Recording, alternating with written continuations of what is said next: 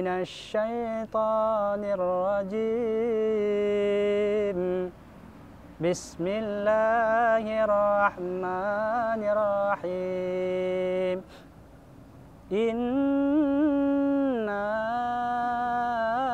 أعطيناك الكوثر فصل لربك وانحر إن شانئك هو الأبتر صدق الله العظيم. Assalamualaikum warahmatullahi wabarakatuh. Alhamdulillahi rabbil alamin. Wassalatu wassalamu ala rasulillahi ajma'in. Amma ba'du. Sahabat Baik TV yang dirahmati oleh Allah Subhanahu wa taala. Adapun ayat Al-Qur'an yang sudah kita bacakan tadi adalah sebuah ayat yang mengingatkan kita kepada Allah Subhanahu wa taala yang telah memberikan kita nikmat yang banyak.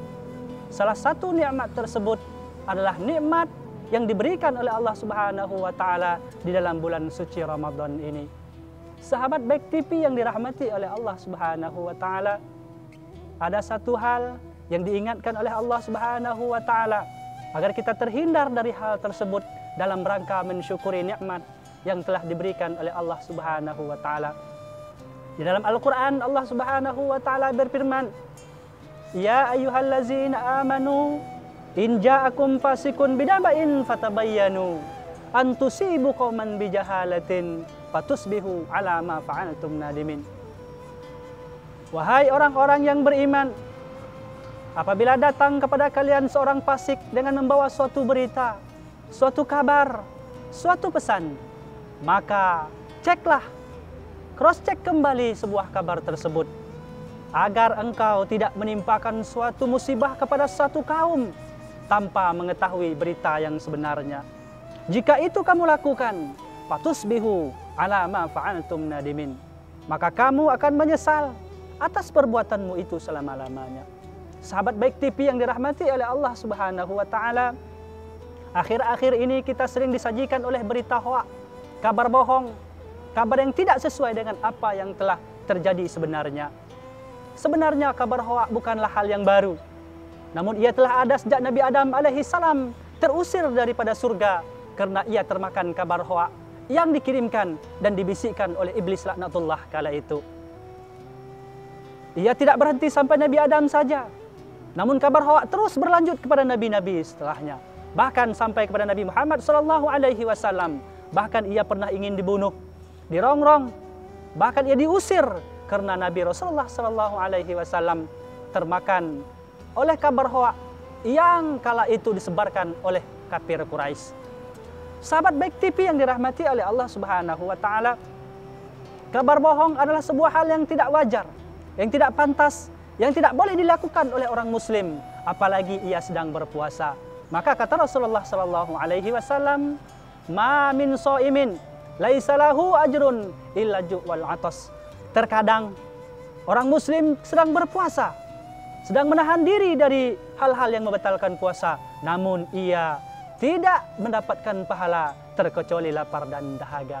Sahabat Baik TV yang dirahmati oleh Allah Subhanahu wa taala, siapakah yang dikatakan oleh Rasulullah SAW ini? Salah satunya adalah orang-orang yang sering membuat, yang sering menyebarkan, bahkan orang-orang yang selalu berbuat dan menyebarkan kabar bohong atau kabar hoak ini. Selaku orang muslim yang beriman kepada Allah Subhanahu wa taala, hal tersebut tidak bisa menyatu di dalam pribadi seorang muslim, sebagaimana Allah Subhanahu wa taala berfirman di dalam Al-Qur'an, "Ya ayyuhallazina amanu," wahai orang-orang yang beriman, apabila engkau mendengarkan kabar bohong atau kabar hoak, maka engkau tidak boleh dan janganlah engkau sebarkan kepada orang lain, karena tidak banyak manfaat yang kita dapatkan dari sebuah berita tersebut, bahkan mudarat yang akan kita dapatkan dari sebuah berita bohong atau kabar hoak yang disebarkan itu.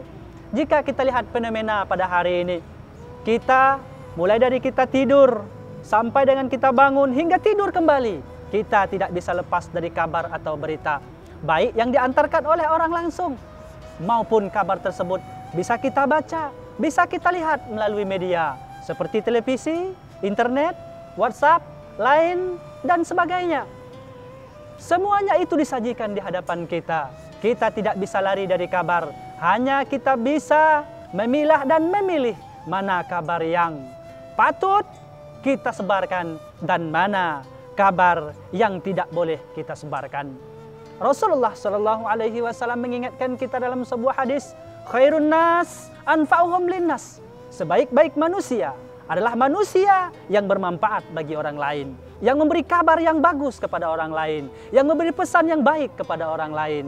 Sedangkan seburuk-buruk manusia adalah manusia yang memberikan keresahan, menimbulkan kecekcokan di antara masyarakat, dan masyarakat yang tadinya bagus, yang tadinya adem, dengan suatu berita yang kita kabarkan, maka berita itu akan memberikan manfaat dan mudarat di dalam masyarakat itu sendiri. Sahabat Baik TV yang dirahmati oleh Allah Subhanahu wa Ta'ala, untuk melihat fenomena yang terjadi pada hari ini, maka kita dituntut agar kita sesuai dengan hadis Rasulullah Sallallahu Alaihi Wasallam, al-muslimu man salimal muslimu. Orang muslim, orang yang beriman, adalah orang yang menyelamatkan orang lain, baik dari gangguan tangan maupun gangguan lidahnya. Sahabat Baik TV yang dirahmati oleh Allah Subhanahu wa Ta'ala, akhirnya saya mengajak kepada diri saya pribadi dan kepada kita semuanya, mari bijak dalam menyikapi media sosial. Mari kita hentikan kabar bohong. Mari kita stop kabar hoak agar otak tidak soak. Demikian yang dapat kami sampaikan pada kesempatan ini. Mudah-mudahan bermanfaat. Wabillahi taufiq wal hidayah. Wassalamualaikum warahmatullahi wabarakatuh.